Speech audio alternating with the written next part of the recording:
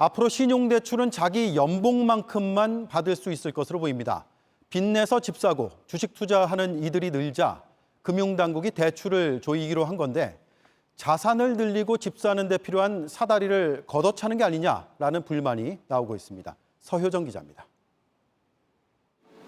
금융당국이 시중은행에 신용대출 한도를 낮추라고 했다는 소식에 젊은 층에선 불만이 터져나왔습니다. 사다리를 걷어차는 그런 방향이 아닐까. 연봉 대비 그렇게 좀 이제 어느 정도 이렇게 대출 여유가 좀 이렇게 나온다는 걸 갑자기 이제 뭔가 그렇게 좀 줄여버린다.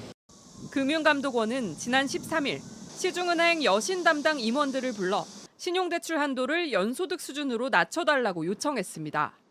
원래는 연소득의 1.5배에서 2배까지 대출을 받을 수 있었는데 확 줄이라고 한 겁니다. 여러 차례의 대출 규제에도 가계부채 증가세가 꺾이지 않자 추가로 내놓은 조치입니다. 1억 원 넘게 돈을 빌릴 때 현재는 원금과 이자가 연봉의 40%를 못 넘게 하는 DSR 규제를 적용하고 있습니다. 하지만 1억 원 이하 대출엔 규제가 없습니다.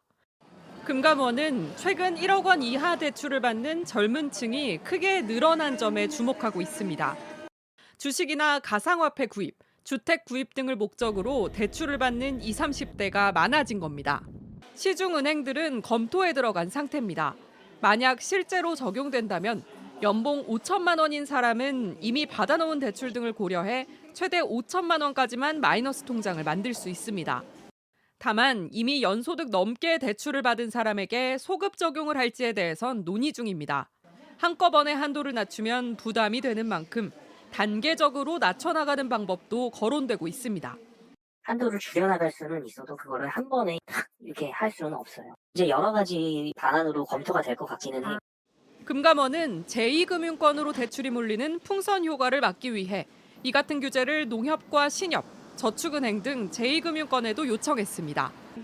JTBC 서효정입니다.